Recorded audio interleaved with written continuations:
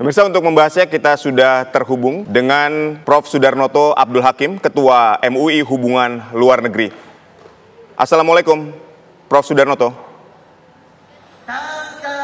Waalaikumsalam warahmatullahi wabarakatuh. Baik, Prof. Sudarnoto, ini bagaimana dunia harus bereaksi sebetulnya terhadap apa yang hari ini dilakukan oleh Israel yang melanggar gencatan senjata, kemudian melakukan serangan yang membabi buta, menewaskan 700 warga Palestina di sana pada bulan Ramadan?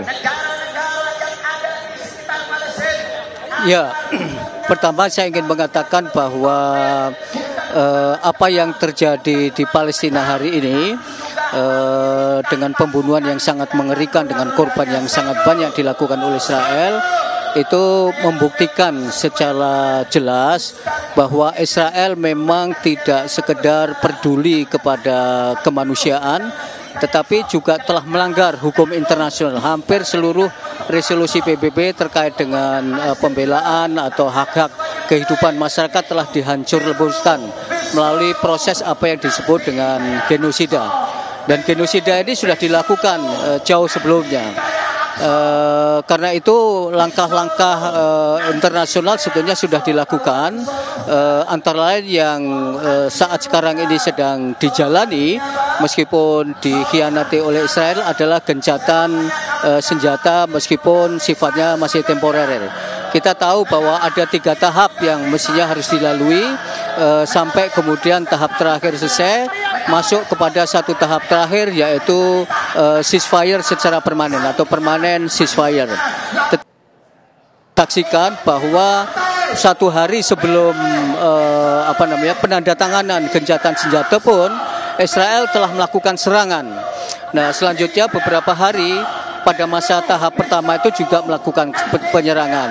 Nah, alasan-alasan yang dilakukan oleh Israel itu tentu yang sangat terkait dengan soal hostage atau tawanan perang ya. Masuk pada tahap kedua, Israel telah membulatkan tekad untuk memutus hubungan tidak terkait dengan gencatan senjata. Alasannya meminta kepada Hamas untuk melepaskan tawanan perang.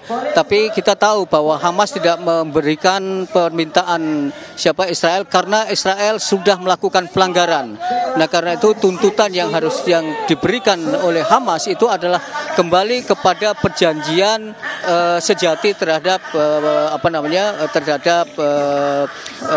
gencatan senjata. Tapi ini sudah tidak bisa dilakukan. Nah, karena itu seperti kita saksikan, pembunuhan yang dilakukan sekarang ini adalah menjadi bukti yang sangat nyata. Hampir semua negara termasuk Indonesia sudah melakukan pembelaan dan ini harus terus dilakukan upaya-upaya ini.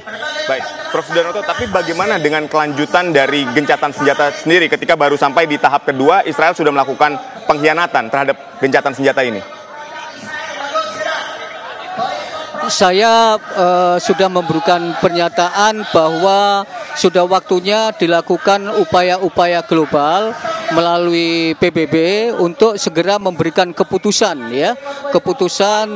yang sifatnya sangat darurat untuk melakukan langkah-langkah penghentian secara paksa, apakah itu melalui pengiriman pasukan perdamaian atau apapun namanya, karena sekarang ini satu-satunya cara yang sangat efektif adalah militer. Karena itu seharusnya ada otoritas yang kuat dari PBB untuk segera mengirimkan pasukan untuk menjaga situasi Gaza untuk tidak lagi dihancurkan. Bahkan kita sudah tahu Hebron pun sekarang sudah diserang. Jadi memang harus ada jaminan internasional termasuk keputusan fatwa yang diberikan oleh ICJ dan ICC itu mestinya juga bisa dilakukan secara efektif ini tentu saja melalui Dewan Keamanan PBB. Saya kira itu langkah-langkah militer diplomatik yang mesti harus lebih kuat, lebih terukur. Saya kira itu. Lalu bagaimana dengan sikap MUI sendiri terhadap apa yang hari ini dilakukan oleh Israel di jalur Gaza? MUI sendiri tidak pernah berubah sikapnya, memberikan dukungan penuh terhadap Palestina.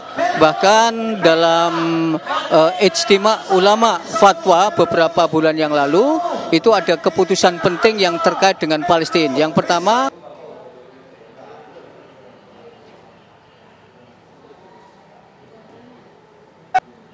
saya komunikasikan dengan pihak pemerintah, yaitu pengiriman tentara yang diinisiasi, bisa saja diinisiasi oleh Indonesia atau kemudian Indonesia berbicara dengan negara-negara lain pembela Palestina, termasuk negara-negara OKI. Jadi kami selalu memberikan dukungan dan pada hari ini seperti yang sudah-sudah Majelis Ulama selalu membersamai aksi-aksi damai untuk melakukan pressure terhadap Israel dan juga tentunya kepada Amerika, karena kita tahu Amerika per hari ini masih menunjukkan politik yang sangat konvensional, yang sangat brutal, memberikan ruang bagi penghancuran terhadap Palestina. Nah, yang kedua, menurut saya dan ini sudah saya sampaikan di media, bahwa sudah waktunya sekarang pemerintah Indonesia untuk memanggil, apakah Presiden atau Menteri Luar Negeri, memanggil Duta Besar Amerika untuk memberikan peringatan, diplomatic appeal. Kalau masih tidak ada perubahan, maka Indonesia sebenarnya berhak untuk mengusir kedutaan Amerika dari Indonesia.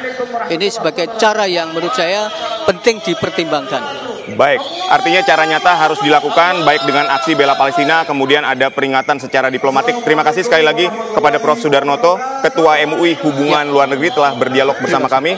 Selamat melanjutkan aksi bela Palestina ini. Terima kasih. Wassalamualaikum warahmatullahi wabarakatuh. Terima kasih.